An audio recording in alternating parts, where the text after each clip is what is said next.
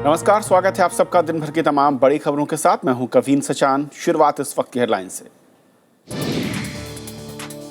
प्रधानमंत्री ने संभाली दिल्ली में प्रचार की कमान। 1 साल की अस्थिरता के लिए आम आदमी पार्टी को ठहराया जिम्मेदार।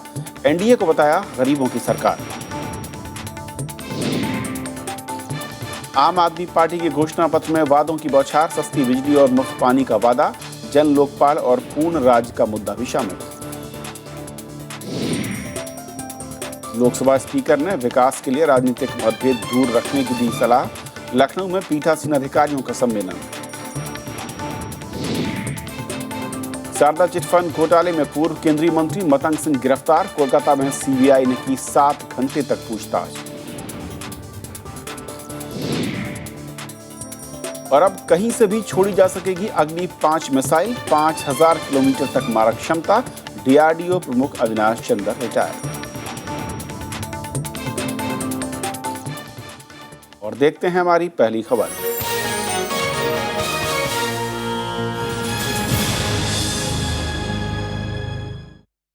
प्रधानमंत्री नरेंद्र मोदी ने दिल्ली में बीजेपी के प्रचार अभियान की आज कमान संभाल ली। चुनाव की घोषणा के बाद पहली रैली में प्रधानमंत्री ने आम आदमी पार्टी पर जमकर हमला बोला। नरेंद्र मोदी ने उम्मीद जताई कि दिल्ली की जनता इस बार पुरानी गलती नहीं दोहराएगी और बीजेपी को पूर्ण बहुमत से सत्ता में लाएगी।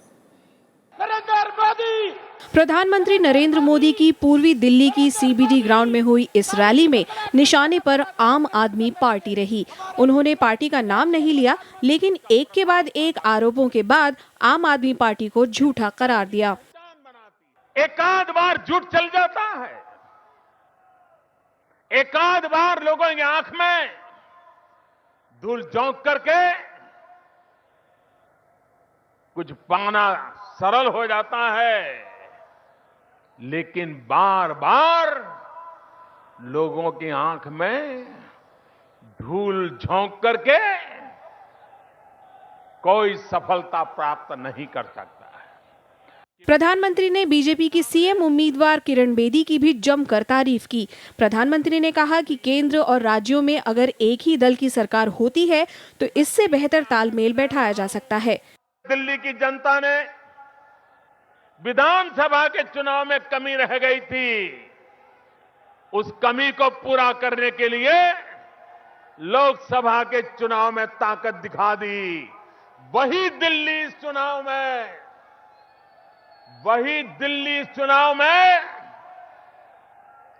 विधानसभा में 2/3 बहुमत के साथ भारतीय जनता पार्टी को स्थिर सरकार बनाने का अवसर देगी।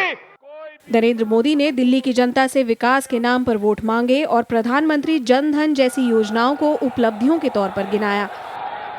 प्रधानमंत्री नरेंद्र मोदी ने अपनी चुनावी रैली में केंद्र सरकार की उपलब्धियों के साथ साथ अमेरिकी राष्ट्रपति बराक ओबामा की सफल भारत यात्रा का भी जिक्र किया। गौरतलब है, इससे पहले विपक्षी दलों ने भी अमेरिकी राष्ट्रपति बराक ओबामा की इस यात्रा को दिल्ली चुनावों से जोड़ बीजेपी पर कई तरह के आरोप लगाए थे। कैमरा पर्सन डीके पांडे और अपने सहयोगी प्रणव गोस्वामी के साथ अनु दीवान, राज्यसभा टीवी, दिल्ली। और दिल्ली का चुनाव और प्रधानमंत्री नरेंद्र मोदी की रैलियों पर और बातचीत करेंगे। बीजेपी नेता आरती मेहरा हमारे साथ हैं। आरती मेहरा जी, स्वागत है आपका। सबसे पहले तो दिल्ली का चुनाव शायद ऐसा पहली बार लग रहा है आरती जी कि पानी, सड़क से लेकर ओबामा तक सब कुछ मुद्दा बन चुका है।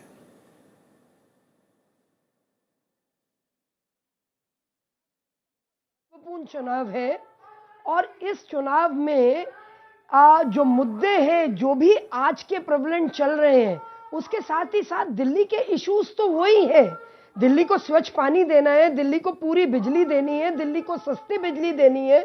दिल्ली में महिला सुरक्षा एक बहुत बड़ा विषय है, जिसमें किरण बेदी जी ने 25 सूत्री पूरा प्रोग्राम बनाया है, अपना पूरा का पूरा ब्लूप्रिंट रखा है।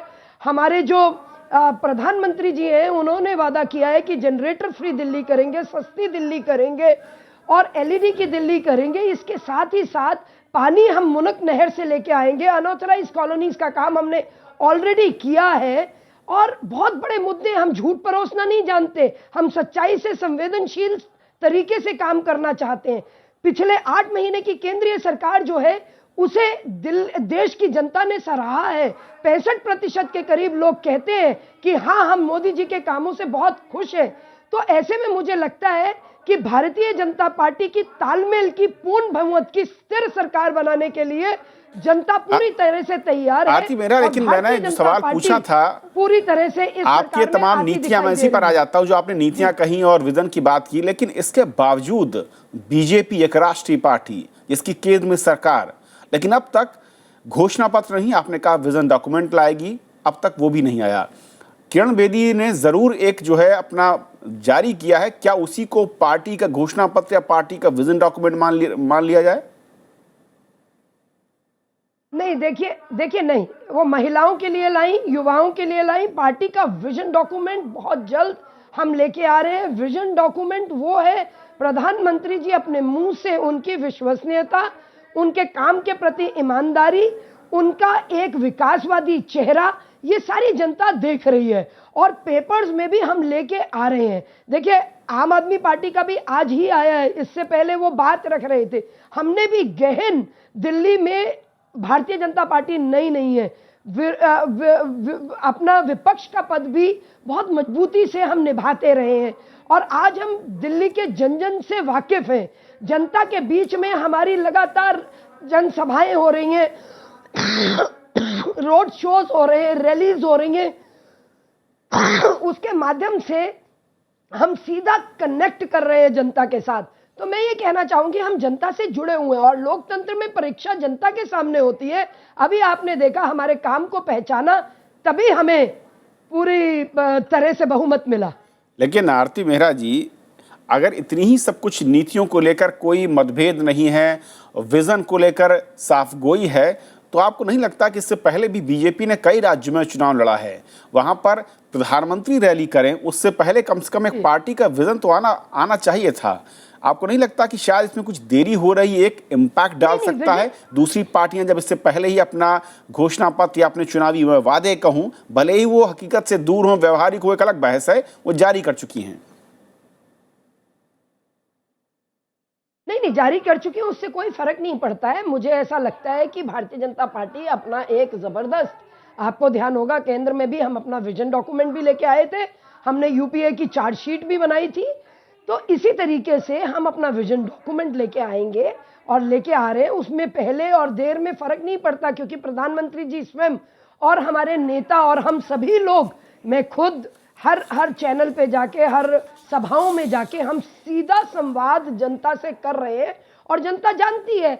हमारे जो चुने हुए विधायक हैं, उन्होंने जिस प्रकार से काम किया है, उससे जनता मान रही है आसपास के क्षेत्रों में। और जितने सर्वे आरती जी, लेकिन बता रहे हैं कि भारतीय जनता प्रधानमंत्री ने आज जो कहा, मैं उन मुद्दों पर आता हूं एक एक करके, उस पर जो आरोप लग रहे हैं, जो कहा, उसके बाद जिस तरीके के सवाल खड़े कर रही हैं विरोधी पार्टियां, आप खुद कह रही हैं कि पार्टी ने पिछले 7 महीनों में बेहतर काम किया है महिलाओं की सुरक्षा को लेकर भी दिल्ली में, लेकिन विरोधी ये आरोप लगा रहे हैं कि यहां पर करीब 20% का इजाफा हुआ है दिल्ली के अंदर क्राइम में, और खास तौर पर महिलाओं के खिलाफ।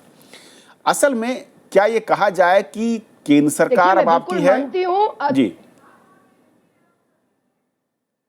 बताएं। जी, आप बिल्कुल ठीक कह रहे हैं, लेकिन मेरा ये कहना है कि 111% क्राइम बढ़ा था जब आम आदमी पार्टी की सरकार आई थी। आज दुर्भाग्य से आम आदमी पार्टी के भागने के कारण दिल्ली में कोई चुनी हुई सरकार नहीं है। चुनी हुई सरकारों का यही औचित्य होता है, यही महत्व होता है। तो इसके लिए मैं आप लोगों से पुनः जनता से ये बताना चाहती हूँ कि ये गुमराह कर रहे हैं। हमारा जो काम है, कार्यकाल है, अब चुनी हुई सरकार जब आएगी, केंद्र सरकार की मदद से, केंद्र सरकार के समन्वय से, बेहतर तालमेल से एक जबरदस्त सरकार, एक वचनबद्ध तरीके से जो वायदे हम आपसे कर रहे हैं, और खास तौर पे प्रधानमंत्री के मुंह से निकली हुई जो भी बात है, उसको पूरी तरह से पूरा करेंगे। और पूर्ण राज्य को लेकर, इससे पहले मैं कहूं पिछले करीब 15 बरस में हर बार जब दिल्ली में चुनाव हुए, आपकी पार्टी के घोषणा पत्र में शामिल था। पूर्ण राज्य के मसले पर इस बार बीजेपी की क्या राय है? क्या उसी राय पर कायम है या कुछ बदलाव दिख रहा है? क्योंकि अभी भी किसी भी रैली में पूर्ण राज्य को लेकर कोई खास, मैं कहूं, एक लाइन पार्टी ने नहीं खींची है। पूर्ण राज्य के विषय में जो हमारा पूरा का पूरा विजन है, उसमें क्या क्या संभावनाएं हो सकती हैं, कितना दिल्ली को दिया जा सकता है, जो पूरा किया जा सकता है। देखिए, कहना बहुत आसान है। 15 साल से शीला दीक्षित जी ने भी पहले शुरू किया था, फिर बाद में उनके मैनिफेस्टो से हट गया था। मदन लाल खुराना जी भी लेके आए थे। इसलिए जो संभव है, जो हो सकने की संभावना है, सुरक्षा की दृष्टि से दिल्ली हमारी कैपिटल सिटी है, दिल्ली में हमारी सारी अब लुटियन दिल्ली है, उसके साथ साथ सारा डिप्लोमेटिक एरिया है।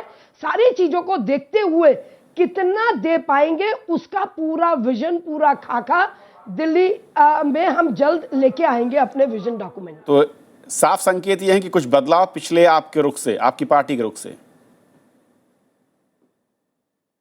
जरूर बदलाव मिलेगा, और सशक्त होगी दिल्ली, और बेहतर होगी दिल्ली, और दिल्ली को सचमुच एक स्मार्ट सिटी बनाना है, एक इंटरनेशनल स्टैंडर्ड की बनाना है, उसके लिए हम करें। एक आखिरी सवाल, जब प्रधानमंत्री ये कहते हैं कि दिल्ली में मैं गली गली में जाना चाहता हूं, काम करना चाहता हूं, तो क्या इसका मतलब ये नहीं है कि दिल्ली में, क्योंकि नगर निगमों में आपके लोग हैं, दिल्ली में आपकी सरकार की आप बात कर रही हैं, क्या उन्हें उन पर भरोसा नहीं है, दिल्ली के नेताओं पर भरोसा नहीं, इसलिए उन्हें गली गली जाना पड़ रहा है और उसकी बात कर रहे हैं वो? नहीं,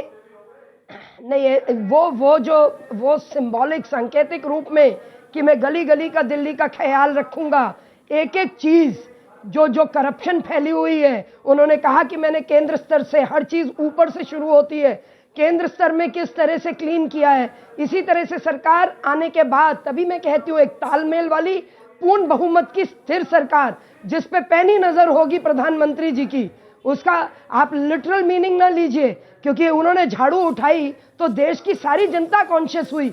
इसी तरह से दिल्ली का नेतृत्व आके दिल्ली की विधानसभा में भारतीय जनता पार्टी बैठ के पूरी तरह से वचनबद्ध होगी प्रधानमंत्री जी चलिए आरती जी, को कार्यान्वित करने के लिए। वक्त की कमी, बहुत बहुत शुक्रिया आपका इन तमाम मसलों पर बातचीत करने के लिए हमसे। Thank you. और प्रणव गोस्वामी हमारे साथ हैं, हमारे संवाददाता, जो कि आज रैलियों पर नजर बनाए हुए थे। प्रणव, एक सवाल जो सबसे अहम है कि चुनाव घोषणा से पहले जो रैली हुई थी, उसके बाद कई तरह के सवाल खड़े हो रहे थे रणनीति को लेकर, भीड़ को पैमाने मानकर, लेकिन आज की रैलियों को आपने देखा है, किस तरह का बदलाव रणनीति में दिख रहा है, या फिर बीजेपी के नेताओं और कार्यकर्ताओं के जोश या उनकी टैक्टिक्स को लेकर? जी देखिए, जो प्रधानमंत्री की चुनाव की घोषणा होने से पहले जो रैली हुई थी दिल्ली में, उसमें संख्या कम थी, काफ़ी आलोचना हुई थी और एक घबराहट ज़रूर बीजेपी खेमे में थी, क्योंकि खुद प्रधानमंत्री जो कि लगातार जिनकी रैलियों में भीड़ आने के जो दावे बीजेपी की ओर से किए जाते रहे, उस पर वो कहीं ना कहीं वो कमज़ोर होता हुआ दिखाई दिया। हालांकि आज प्रधानमंत्री मोदी की रैली जब चुनाव घोषणा के बाद हुई है, वो पहली रैली है। इस रैली में जो उम्मीद कर रही थी बीजेपी, उतनी भीड़ तो नहीं आई, लेकिन इतना ज़रूर है कि प्रधानमंत्री की रैली में पिछली रैली की तुलना में ज़्यादा भीड़ आई थी। तो इसको देखते हुए थोड़ी सी जान जो कार्यकर्ताओं में वो ज़रूर आई होगी, लेकिन इसके बाद भी ये बिल्कुल तय है कि जिस तरह से खुद अमित शाह और वित्त मंत्री अरुण जेटली और प्रधानमंत्री स्वयं बीजेपी की पूरे प्रचार का जो जिम्मा है वो अपने कंधों पर लेकर चल रहे हैं, तो इतना ज़रूर है कि कहीं ना कहीं जो मुकाबला है उसको खुद भी काफ़ी कड़ा नज़र आ रहा है बीजेपी के खुद के आकलन में, और यही वजह है कि अब पूरी ताकत केंद्रीय नेतृत्व ने प्रचार में झोंक दी है। प्रणव, शुक्रिया इस पूरे अपडेट के लिए आपका। तो यह थी हमारी पहली खबर। छोटा सा ब्रेक, और ब्रेक के उस पार दिन भर की दूसरी बड़ी खबर। प्रधानमंत्री की रैली से कुछ घंटे पहले ही आम आदमी पार्टी ने आज दिल्ली के लिए घोषणा पत्र जारी किया। पार्टी ने दिल्ली को पूर्ण राज्य के दर्जे, मुफ्त पानी और आधे दाम पर बिजली के साथ जन लोकपाल पास कराने जैसे 70 वादे किए। दिल्ली के लिए चुनाव घोषणा पत्र जारी करते हुए आम आदमी पार्टी के सभी नेता आत्मविश्वास से भरे नजर आए। इस मौके पर उन्होंने एक के बाद एक 70 घोषणाओं की झड़ी लगा दी, जिनमें जन लोकपाल बिल लाने का वादा, 20,000 लीटर तक मुफ्त पानी, 400 यूनिट तक आधे दामों पर बिजली, 24 घंटे हर इलाके में बिजली, दिल्ली को पूर्ण राज्य का दर्जा, 12वीं के बाद पढ़ाई के लिए बैंक लोन, गाँवों में 20 नए कॉलेज, पूरी दिल्ली में मुफ्त वाईफाई, महिलाओं के खिलाफ अपराधों के लिए फास्ट ट्रैक कोर्ट, महिला सुरक्षा के लिए 15 लाख सीसीटीवी कैमरे, बुजुर्गों के मुफ्त इलाज और यमुना को साफ करने जैसे वादे किए गए हैं। पार्टी ने रिटेल में एफडीआई को इजाजत न देने का रुख भी कायम रखा है। आम आदमी पार्टी की सरकार, दिल्ली वालों की सरकार, दिल्ली के लोग 15 फरवरी को शपथ ग्रहण कर लेंगे, दिल्ली के लोगों की सरकार बन जाएगी। उसके बाद क्या क्या करना है, ये सब करना है। आपके घोषणा पत्र में लुभाने के वादे तो हैं, लेकिन जो रियायत है वो 400 यूनिट बिजली और 20,000 लीटर पानी तक सीमित है। और अगर कोई इस तय सीमा से ज्यादा बिजली पानी खर्च करता है तो उसे हर यूनिट और हर लीटर पानी की पूरी कीमत चुकानी होगी। अभी तात्कालिक प्रभाव से हम 400 यूनिट तक जो लो बिजली जिनकी खपत होती है घरेलू में, उनको हम सब्सिडी दे करके उनके बिजली के दाम आधे करेंगे। 20,000 लीटर पानी का प्रावधान है कि अगर महीने में जिनका 20,000 लीटर का खपत है उनको पानी हम फ्री करेंगे, उसके ऊपर जो है उसका चार्ज लगेगा। केजरीवाल ने किरण बेदी पर राजधानी की समस्याओं से नावाकिफ रहने का भी आरोप लगाया।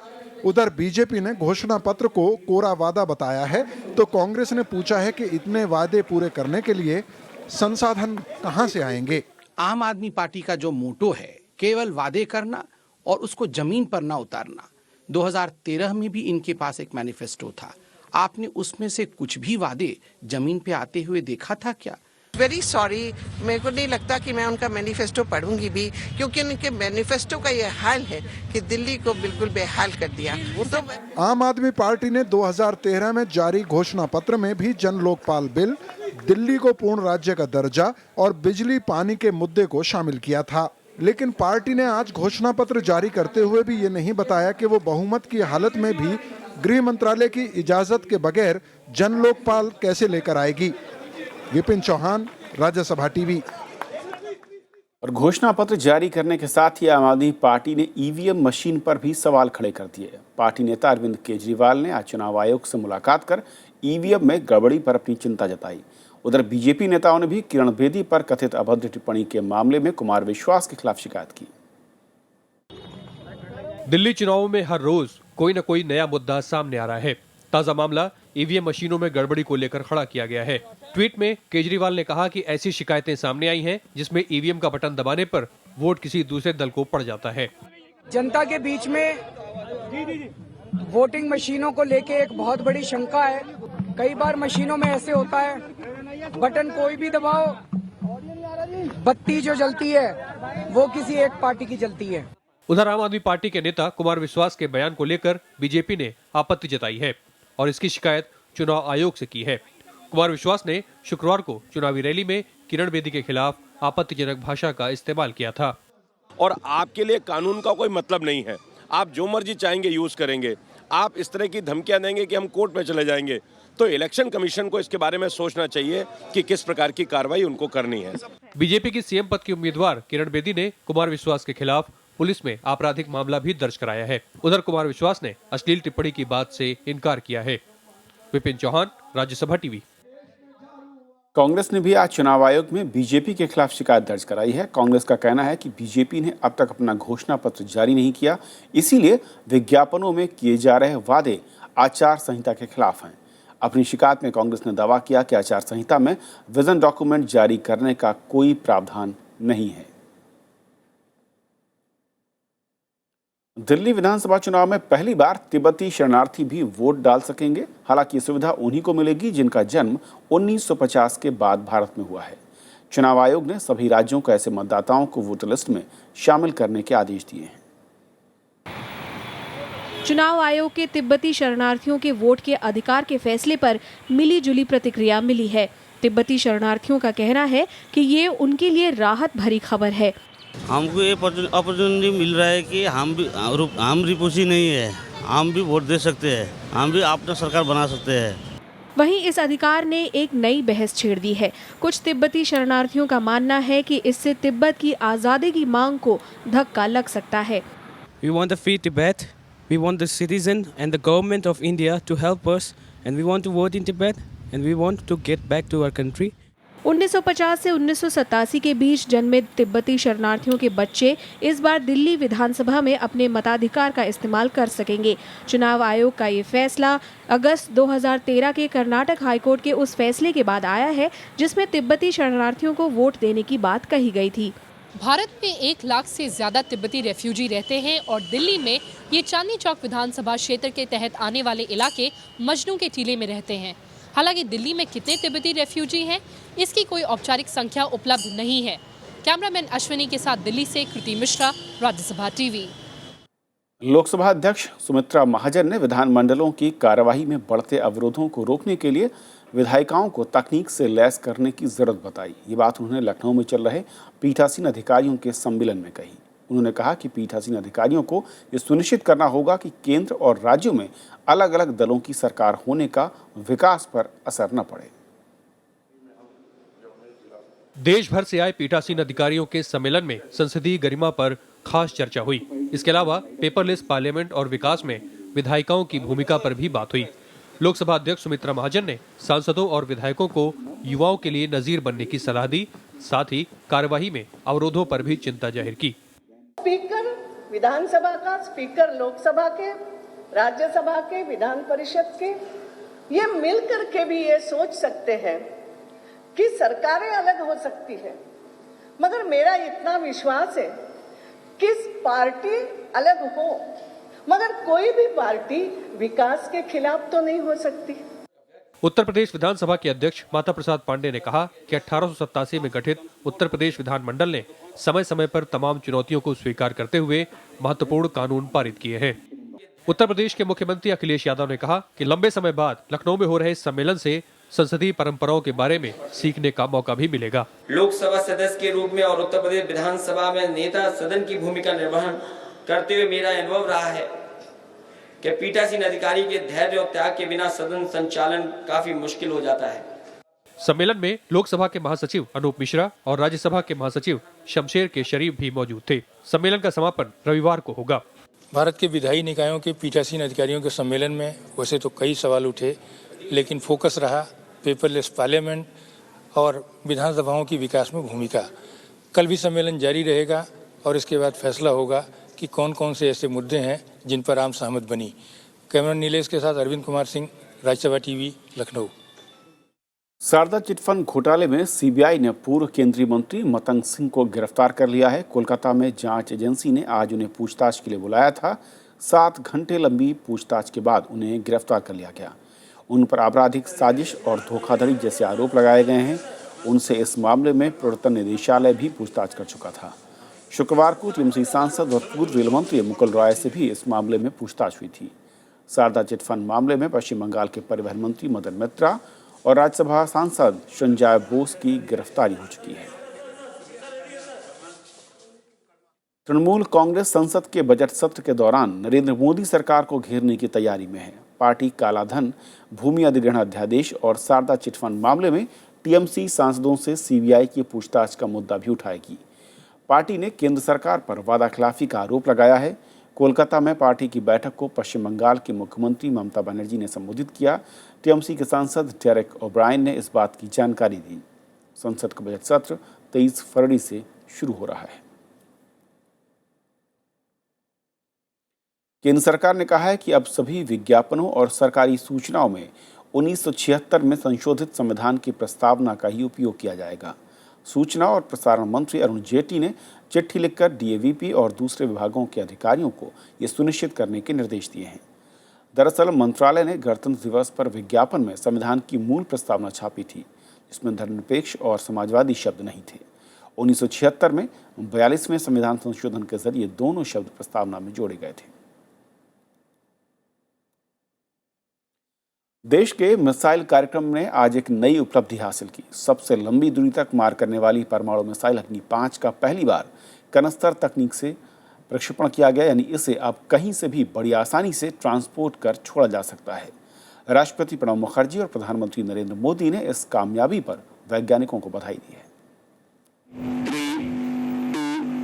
ओडिशा के नजदीक व्हीलर द्वीप से अग्नि 5 का ये परीक्षण अपने आप में अनूठा है।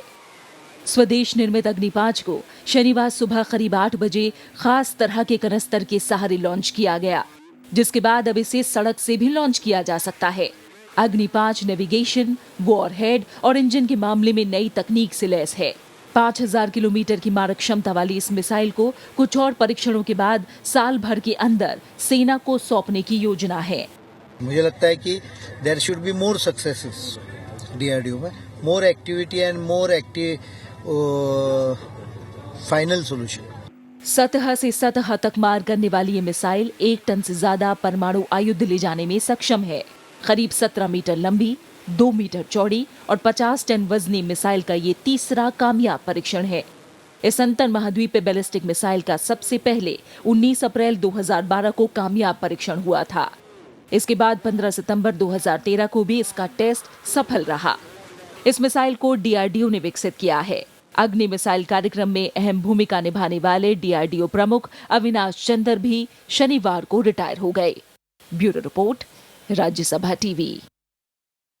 केरल के तिरुवनंतपुरम में 35वें राष्ट्रीय खेलों का आगाज हो गया। केंद्रीय शहरी विकास मंत्री एम वेंकैया नायडू ने इसका उद्घाटन किया। सचिन तेंदुलकर समारोह के मुख्य अतिथि थे। प्रतियोगिताएं रविवार से शुरू होंगी, जिसमें 10,000 खिलाड़ी और अधिकारी हिस्सा ले रहे हैं। प्रतियोगिताएं राज्य के 7 जिलों के 30 सेंटर्स पर होंगी। समापन 14 फरवरी को होगा। प्रधानमंत्री ने राष्ट्रीय खेलों में हिस्सा ले रहे सभी खिलाड़ियों को अपनी शुभकामनाएं दी। उन्हीं के प्रदेश के खेल मंत्री। तो खबरों के आज के सफर में इतना ही, लेकिन जाते जाते छोड़ जाते हैं देश और दुनिया की कुछ और बड़ी खबरों के साथ। नमस्कार।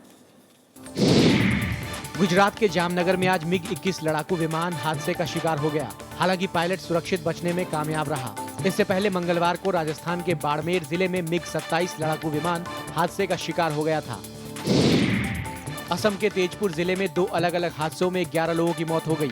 जम्मू-गुरिहट नेशनल हाईवे पर एक बस की ऑयल टैंकर से टक्कर हो जाने के कारण 6 लोगों की मौत हो गई, जबकि एक दूसरे हादसे में ईंटों से भरी ट्रक के सड़क से पलट जाने से 5 मजदूरों की मौत हो गई। पाकिस्तान के सिंध प्रांत के एक इमामबाड़े में शुक्रवार को हुए धमाके में मरने वालों की तादाद बढ़कर 61 हो गई है। शिकारपुर इलाके में अल्पसंख्यक समुदाय को निशाना बनाकर यह धमाका जुमे की नमाज के वक्त किया गया। कृष्णा चौधरी को भारतीय तिब्बत सीमा पुलिस का नया प्रमुख नियुक्त किया गया है। 31 दिसंबर को सुभाष गोस्वामी के रिटायर होने के बाद से ये पद खाली था। कृष्णा चौधरी करीब 2 साल तक इस पद पर रहेंगे। अमेरिका के एक संघीय व्यापार नियामक ने रैनबैक्सी के अधिग्रहण पर शर्तें लगाई हैं। नियामक का कहना है कि $4 अरब का प्रस्तावित सौदा गैर प्रतिस्पर्धी हो सकता है। हालांकि सन फार्मा के रैनबैक्सी लेबोरेटरीज के अधिग्रहण को मंजूरी मिल गई है।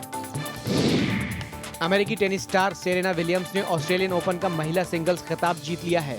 आज खेले गए इस मैच में उन्होंने रूस की मारिया शारापोवा को सीधे सेटों में हराया। लिएंडर पेस और मार्टिना हिंगिस की जोड़ी अपना मिक्स डबल का फाइनल मुकाबला कल खेलेगी।